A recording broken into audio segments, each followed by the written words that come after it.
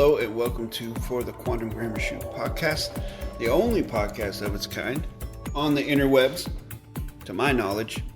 I'm your host, Jason Matthew Glass. You may call me Jason. Not Professor, Jason. And in this podcast, I will look at various topics as viewed through the lens of correct sentence structure, communication, parsing, syntax, grammar, the wonderful technology brought to the public in 1988 by the late DAVID-WYNN Miller. And today, there's a couple things I want to talk about. Mostly, though,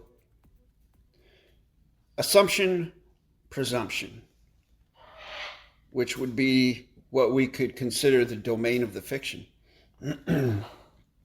And I'm also going to touch on the Pope passing away. So seems to be a lot of interest in that. At least there was for a day or two. Maybe not so much anymore.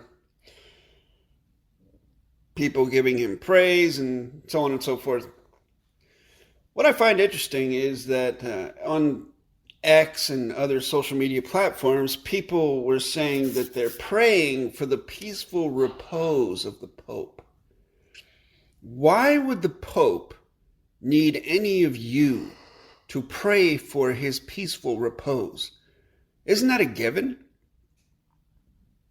Hasn't his God already set aside a special place for him if he indeed was the intermediary between the people on earth and the God in heaven, according to, their dogma? Isn't he already guaranteed a spot? Why does he need to get prayed for? I mean, is God up there being like, I'd love to let Pope Frankie into heaven, but you see, he lied to a little kid once. The little kid showed him a picture that he had painted, finger painted, and said, in Italian, what do you think of this picture, Popey? And Pope Frankie said, it's a lovely picture. I love it. But inside, Pope Frankie was like, it's dog shit. It's the stupidest thing you have no talent, kid. That's what he was thinking in his head. And God's like, he lied, so I'm going to put him in hell. Hell with it. Bye-bye. We're going to burn forever in eternal damnation. Love you. But no, all of a sudden, at the last second, prayers reach God. Oh, these people on social media are praying for Pope Frankie's peaceful repose. All of a sudden, God's like, I changed my mind. All right, Frankie, get over here, big guy. You're fine. Come on up here. Here. Go over there and sit next to the pedophiles that we've forgiven because they all accepted my son as their Lord and Savior. Go sit over there, which, by the way, is next to the nursery for all the children that have died. No coincidence there. All right, I'm getting a little too far off to the side here. But that brings me into the assumption-presumption part of this podcast that I'd like to talk about. P.S. I find no joy whatsoever in the news that anyone has passed away. It doesn't really matter who they are. What type of an individual is happy or finds joy in someone else's loss? Now that is a question. What kind of individual finds joy in someone else's loss or pain? It's a good question to ask and to think about, I think. Do you remember a few years ago when the LGBTQLMNOP type people started coming out? Wasn't it right around the COVID thing that started happening? Remember that? The trans thing? Where people were saying, okay, because I wear a cat costume, I'm a cat, so you need to put a litter box in the classroom for me because I'm a cat. And other people were legally, at least, forced to acknowledge this. Or, to acknowledge that a man, someone who's born a male, suddenly wants everybody to think that they're female and vice versa. And legally, you had to accept that. You remember that? It's like, for me, and this is the way I think about it, if you want to think that you're a plant, you're a cat, that you're some gender that you're not, that you weren't born as, that's all well and fine for you. You go do what makes you happy, as long as you're not hurting or corrupting anyone else. Go do it. But when you turn around and come to me and expect me to participate with your delusion, it's not going to happen. And it's not about not respecting you. It's about you not respecting me. To expect me to believe your bullshit, which you know deep down is bullshit. I have to guess. 9 out of 10 times. They know that what they're doing is BS. Well, I look at religion the same way. I look at Christianity the same way, or Islam, or I'm not going to say the J word, or any of the Abrahamic religions, monotheism. I look at it the same way. If you choose to accept Jesus Christ as your Lord and Savior and blah, blah, blah, blah, that's up to you. Whatever makes you happy, what helps you get through the night, the day, your life, cool. But don't come to me and expect me to believe that bullshit. It's the same thing. It's a delusion that you cannot prove with a continuance of the evidence. Just the same as some kid can't come up to me in a cat costume and prove that they're a cat. The same way you can't come up to me and prove that Jesus Christ is the Lord and Savior. Or that it's God, or God exists, or any of that stuff. You can't do it. There's no continuance of the evidence. And that brings it sharply into the lens of correct sentence structure, communication, parsing, syntax, grammar. Let's focus in on that. If you're going to make a claim, a correct sentence structure, communication claim, on a document, contract, postal vessel, court, venue, whatever you put in there as facts that maintain their same value forwards and backwards in each sentence, you have to be able to prove those things as facts to the other contract parties. Now, if you're making a contract with yourself and you want to put your own personal dogmas and things on there, that's fine. But when you start bringing other contract parties into it, now those facts have to be certified by everyone involved in that contract. If the facts cannot be certified, cannot be proven, cannot be verified, cannot be confirmed, then it's not a fact. And it doesn't belong on a correct sentence structure, communication, parsing, syntax, grammar, document, contract, postal vessel, court, venue. The other day I had a discussion with one of my more advanced students. And the discussion pertained to David-WYNN Miller's videos, and to a lesser extent, Russell J. Gould's videos, where there are claims made, mostly by David-WYNN Miller, claims that cannot possibly be certified. If you have at least watched that very famous 9+ hour seminar on the internet of David-WYNN Miller in front of the dry erase board, then you know what I'm talking about. You know, Birdie knows what I'm talking about. You know that David-WYNN Miller claimed to have passed away. That he claims to have gone a number of years with absolutely no sleep. Literally did not sleep for years. He claimed this.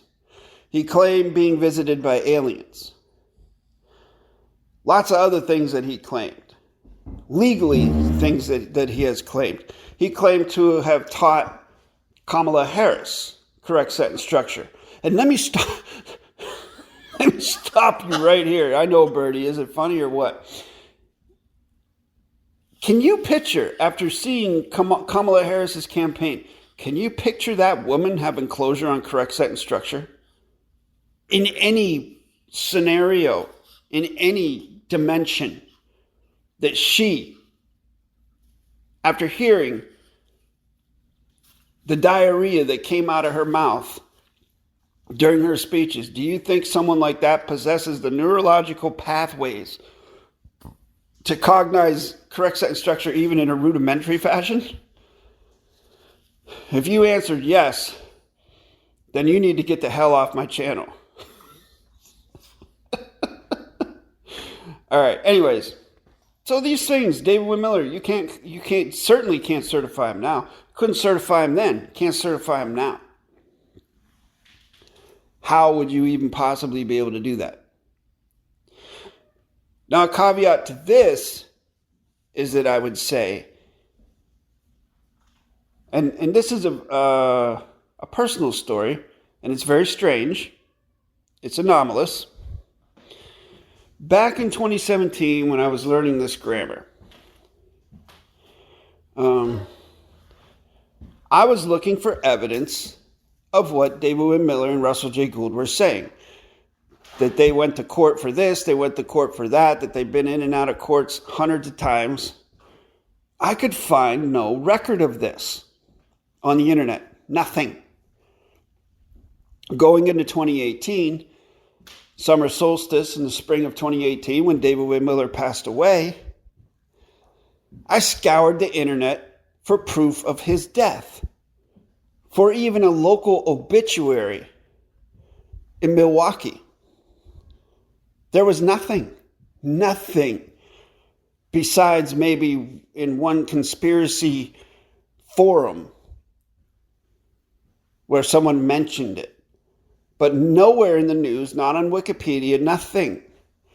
Even though David-Wynn Miller had a Wikipedia entry, there was nothing on there about his death. For months afterwards, I would search. No news of his death. No evidence of him and Russell ever being in court, i.e. the fiction courts, foreign vessels, and dry dock. Fast forward, little over a year later, a year and some days, all of a sudden, Wikipedia now announces that David has passed away, that he was deceased. Didn't say how he died, just said that he was dead. Then, suddenly, when I would put Russell and David's name into the search engine, dozens and dozens and dozens of court records popped up from around 2011, 2012, 2013 of them being in and out of court in various locations in the past tense United States. Now all of a sudden all this stuff was available. I found that very strange. Why is that? Something weird's going on here. So there is a continuance of the evidence for the fact that, yes, they have been in and out of foreign vessel and dry docks. They have taken on cases.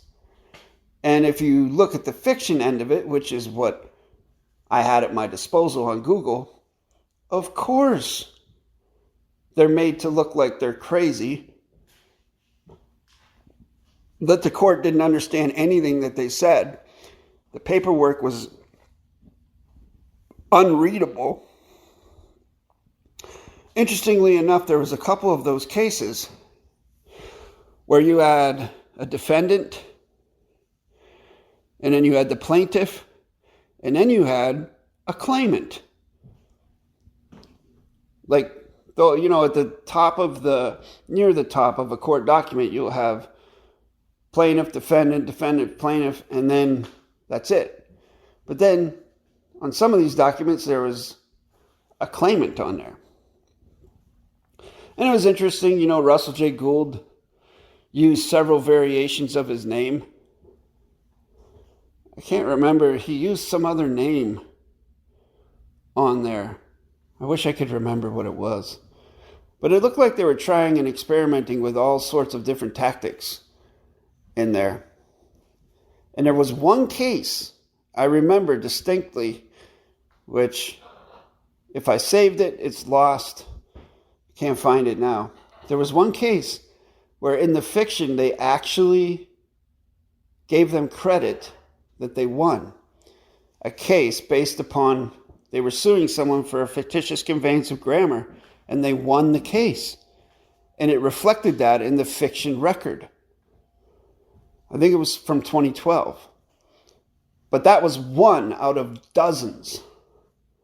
Maybe even 100 or more. And I'm sure there's more than that. I don't know if these cases are still up on the internet. I don't know if they've been scrubbed. I know that a lot of David-WYNN Miller videos have been scrubbed. All of Mark lowercase k Sean Christopher's videos have been scrubbed. And the reason I say that is because Mark had some pretty cool interviews with David-WYNN Miller towards the end of David's life. Although you may still be able to find those on a couple channels.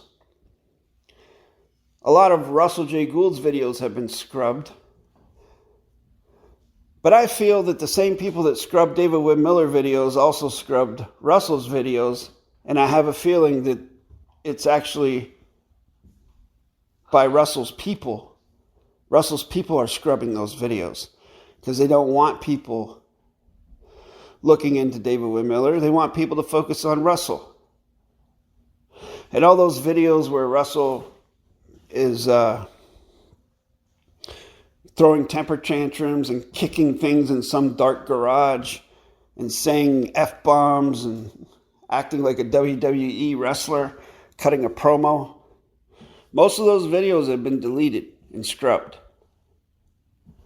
Certainly the video where he is basically talking about sending bounty hunters after people, one of them being me. This was years ago. I laughed about it then and I laugh about it now. What is it like to think or to project that you have some sort of authority when in reality the only authority that you have is what people give to you? Meaning, if you believe in the bullshit, then that bullshit is your authority. And it has power over you. If you don't, it doesn't. Now, on a more practical level, authority comes from knowledge. Knowing and understanding what it is you're doing. If you don't have that, then you have no authority. The only other authority there really is by force. Unless, of course, you're consenting to someone having authority over you like Russell J. Gould's people do. They all consent to him being the commander-in-chief or whatever title he's claiming this week. But outside of that, the only authority someone can have is through force. I know I didn't consent to anyone being a commander or a chief of me, or my construct, or my family, or my biosphere. And if someone wants to claim that and force that upon me, well then, that's rape. That's an act of war, and it negates contract. That is why that guy, RJG, has no power, has no authority, and is basically impotent. Because it's all based on assumption, presumption, shit that he can't prove or doesn't want to prove. Not that he can't prove it. I don't know if he can or he can't, but he won't, and he hasn't so far. So, that's my podcast on assumption, presumption, and updated. I know I've done other ones on assumption, presumption. This is the updated variation on it. Bringing religion into the mix. If you're believing in an entity, if you're believing in something you cannot prove, then you are participating with assumption, presumption. Bottom line. Same thing as the tranny thing. Same thing as religion. Whatever you want to do. However you want to approach it. It's all the same to me. I'm pretty practical. Pretty logical. And if you can't bring a continuance of the evidence to the table, then you need to leave the table and go somewhere else where people believe in your fairy tales, in your conspiracies, or whatever else you want to call it. You could be happy over there. Under the shining lights of the Galactic Federation, or the Archons, or the Archangels, or whatever it is that you're into. Thank you very much for listening. And also, folks, please take this with a grain of salt. It's just one guy talking. And it all has to do with the psychology of correct sentence structure, communication, parsing, syntax, grammar. Bottom line. If you can't prove it, don't claim it. Que sera, sera.